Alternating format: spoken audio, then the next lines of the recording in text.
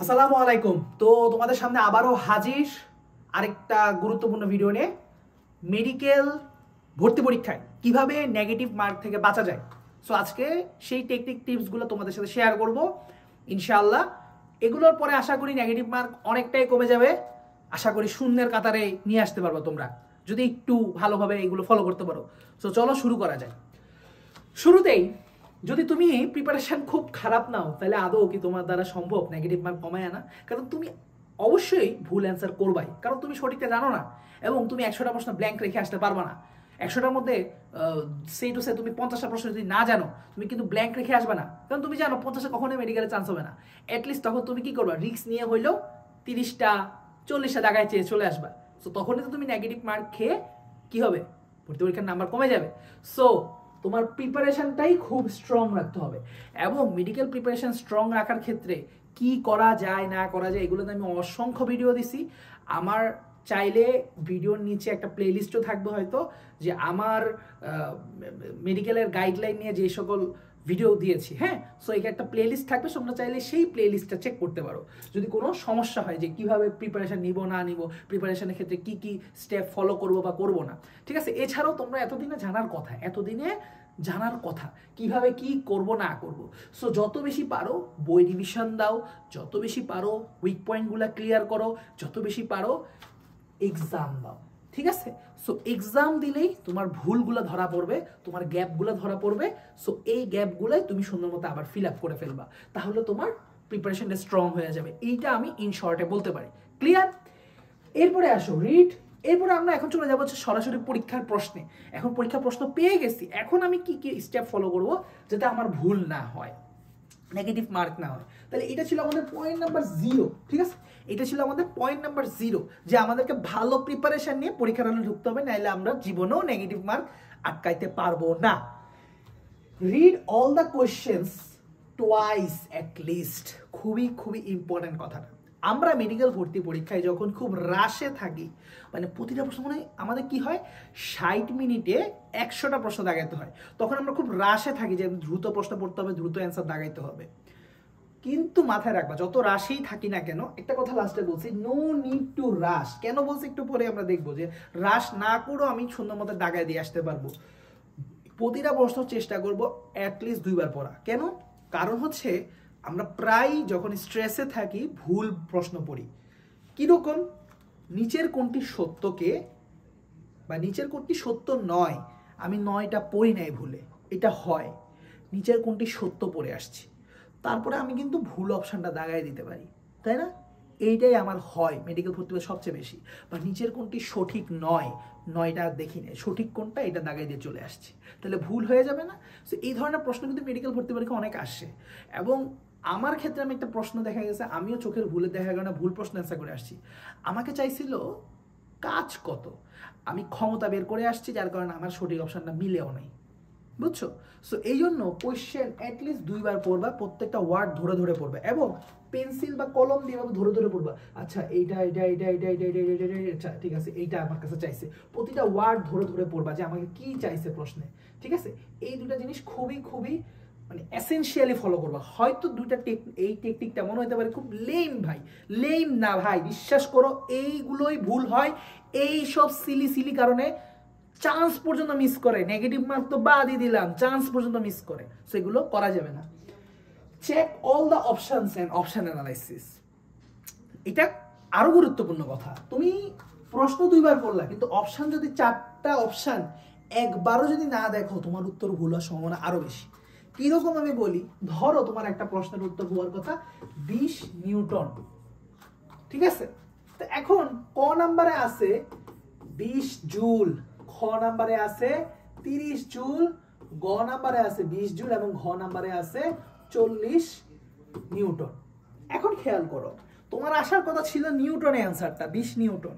তো আমি যখন শুধুমাত্র অ্যান্সার 20 পাইলাম, অঙ্ক করার পরে আমি কি করব, 20 দাগানো শুরু করব। অপশন 20 পাইছি, দাগাই দাও। এই যে ভুলটা করে ফেললাম, আমি এককটা আর পড়ি নাই। কিন্তু একক পড়তে ভুল হইলেও আমি যদি 4টা অপশন ভালো করে পড়তাম তাহলে এটা আমার ভুল হইতো না। তাড়াহুড়ার কিছু নাই, আমি 4টা প্রশ্ন পড়বো, 20 জুল লিখছে না, এটাই তো মনে অ্যান্সার, তাও একটু দেখি এটা 30 জুল 20, হ্যাঁ 20 আবার এখানে আছে, 20 আবার এখানে আছে, মানে কি ও এখানে নিউটন দেয়া দুইটা আর এগুলো জুল। আচ্ছা আমার অ্যান্সার কিসে আসা, কোন এককে আসার কথা, নিউটনে আসার কথা, তার মানে 20 নিউটন। এটা আল্লাহ আমি দেখতে জন্য ভুল করতে রাখছি, তার মানে এইটা হচ্ছে আমাদের অ্যান্সার। সো অবশ্যই 4টা অপশন ভালো করে চেক করলে অনেক উত্তরই ঠিক হয়ে যাবে। আবার তোমাকে বললাম না যে কোনটা সঠিক নয়, এইটার প্রশ্ন যদি তুমি ধরো সঠিক পড়ে আসছো, সো 1 নাম্বারটা সঠিক, আচ্ছা ঠিক আছে ওকে সমস্যা নেই, হ্যাঁ 2 নাম্বারটাও সঠিক, বুঝলাম না, আচ্ছা 3 নাম্বারটা সঠিক নয়, ওমা 4 নাম্বারটাও সঠিক, ঘটনা কি আমি প্রশ্ন কি ভুল পড়ছি, ও হ্যাঁ সঠিক নয় ছিল, তার মানে এইটা হচ্ছে আমার অ্যান্সার। ও তাহলে তো আমি ভুলে এখন 1 দাগায় দিয়ে আসতাম, অর্থাৎ ক দাগায় দিয়ে আসতাম। তাহলে বুঝতে পারছো? সো 4টা অপশন পড়ার গুরুত্ব অপরিসীম এবং অপশন অ্যানালাইসিস, অর্থাৎ 4টা অপশন পড়ার পরে সিদ্ধান্ত নিবা যে কোন অপশনটা হইতে পারে। সো এর আগেই সিদ্ধান্ত নিও না, অপশন 4টা পড়ে অ্যানালাইসিস করো কোনটা হইতে পারে। তুমি একটা অপশন পড়েই সিদ্ধান্ত নিয়ে ফেলো না হ্যাঁ এটাই তো অ্যান্সার হবে। যতই তুমি শিওর থাকো 4টা প্রশ্ন পড়ে 4টা প্রশ্নের মধ্যে তুলনা করবা বা অ্যানালাইসিস করবা। এটাকে আমরা অনেক সময় ল অফ এলিমিনেশনও বলি, যে ধরো তুমি কোনো কারণে প্রশ্নের উত্তরই জানো না ঠিকভাবে, হ্যাঁ ধরো 4টা অপশন, তার মধ্যে 2টা অপশন সম্বন্ধে তোমার ভালো আইডিয়া আছে, এইগুলো একটাও হবে না, ঠিক আছে, এই 2টার মধ্যে কনফিউশন, তাহলে কিন্তু মানে চিন্তাটা কিন্তু কমে গেল, 50% কমে গেল।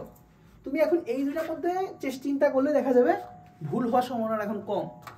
সো অপশন অ্যানালাইসিস করলে এটা সুবিধা, অনেক সময় যেসব কোয়েশ্চেনের অ্যান্সার আমি জানি না, বাট 2টা অপশন কেটে দিলে 2টার মধ্যে এই প্রশ্নের উত্তর হওয়ার সম্ভাবনা কত, ম্যাথ তো পারোই 50%, তাহলে এরকম যদি 10টা প্রশ্ন অ্যান্সার করে, এরকম কিছুটা অজানা প্রশ্ন, ফুল অজানা না কিছুটা অজানা, সেই ক্ষেত্রে তোমার 5টাই হয়ে যাওয়ার সম্ভাবনা আছে, অ্যাটলিস্ট 4টা 3টা তো হবেই, তাতেও কিন্তু একটা পজিটিভ মার্ক চলে আসে।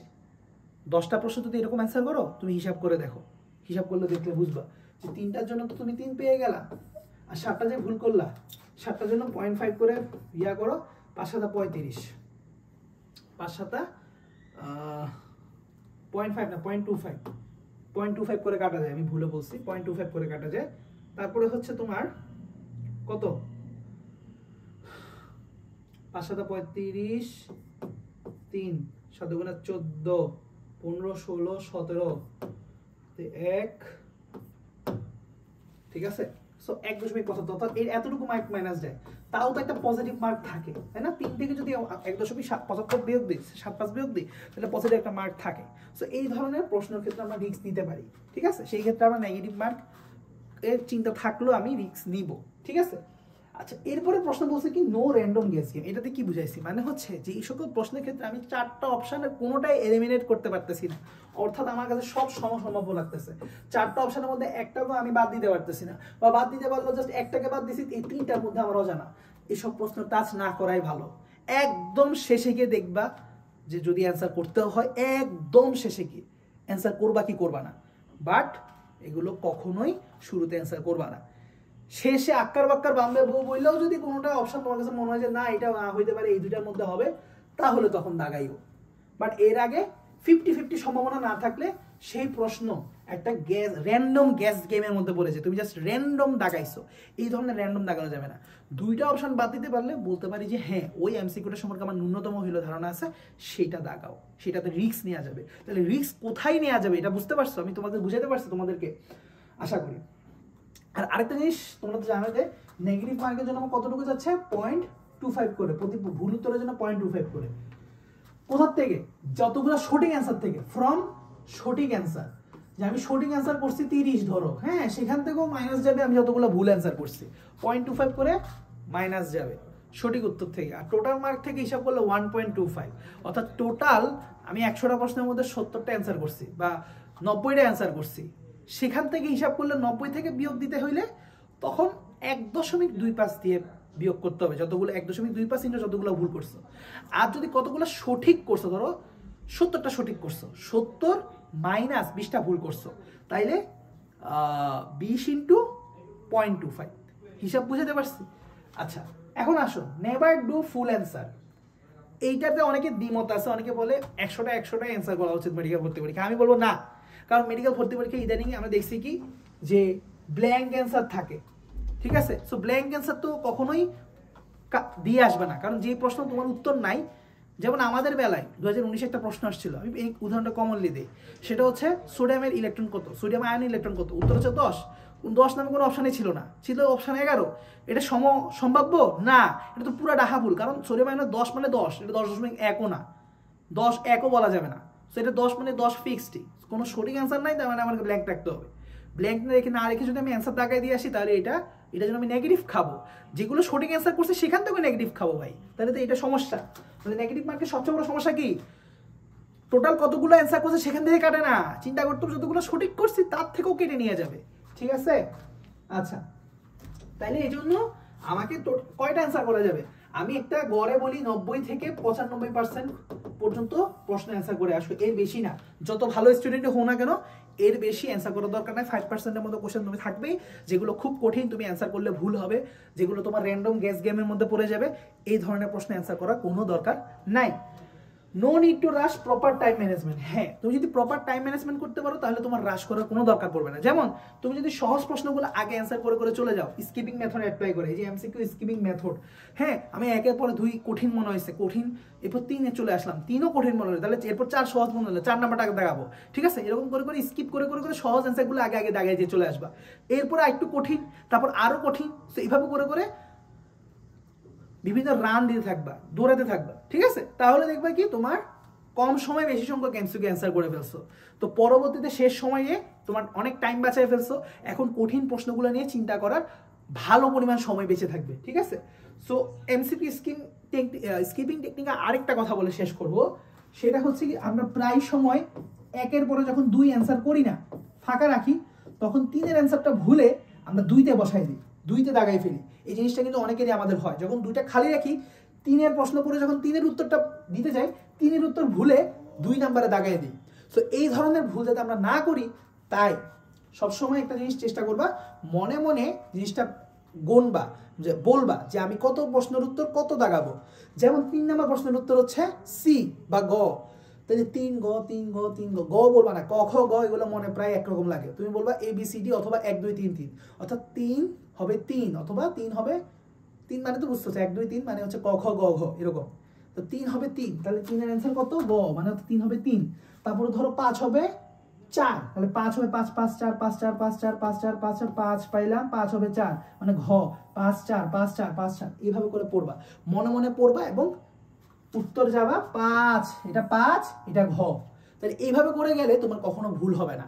সো এই টেকনিকটা আমি সবসময় সবাইকে বলি, যাতে এই একটা ভুলের কারণে আমার ভর্তি পরীক্ষার সময় মনে আছে, একটা ভাইয়া এসে ক্লাসে গল্প বলছিল, উনি গল্প বলছিল যে ওনার সাথে একটা খুব ভালো ব্যাচমেট পড়তো, উনি খুবই টপার টাইমে ব্যাচমেট ছিল, উনি বুয়েটে ভর্তি পরীক্ষা তখন নাকি এমসিকিউ আসতো, তো সেই আমলে উনি 6 নাম্বার প্রশ্ন স্কিপ করছে, এরপরে 7 8 9 10 11 12 13 14 15 পর্যন্ত উনি ভুল টান অ্যান্সার করতে আসে। অর্থাৎ কি করছে জানো, 7-এর অ্যান্সার 6-এ বসাইছে, 8-এর অ্যান্সার 8-এ বসাইছে, 8-এর অ্যান্সার 7-এ বসাইছে, 9-এর অ্যান্সার 8-এ বসাইছে, এরকম করে অনেকগুলা ভুল করছে, এবং বুয়েট কর্তৃপক্ষ আর ওকে কোনো আর ওয়েমারও দেয় নাই, তো ওর এতগুলা মার্ক চলে গেছে, এবং এরপরে উনি চান্স পাইছিল হয়তো একদম লাস্ট সাবজেক্টে, যেখানে ওনার বুয়েটে টপ করার কথা।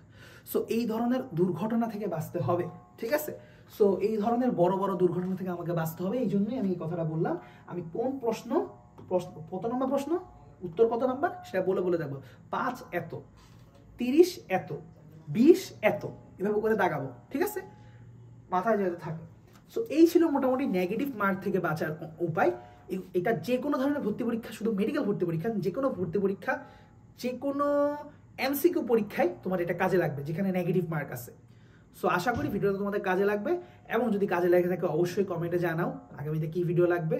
তোমাদের কমেন্টগুলো আমাদের একটা অনুপ্রেরণা, কমেন্ট যত বেশি হবে মনে হবে যে হ্যাঁ ভিডিওটা কাজে লাগছে, সো অনুপ্রেরিত হব, এবং তোমাদের সামনে কি ভিডিও লাগবে সেটাও আমাকে জানাতে ভুলবা না। সো আজকের জন্য এতটুকুই, দেখা হবে পরবর্তী ভিডিওতে। আল্লাহ হাফেজ।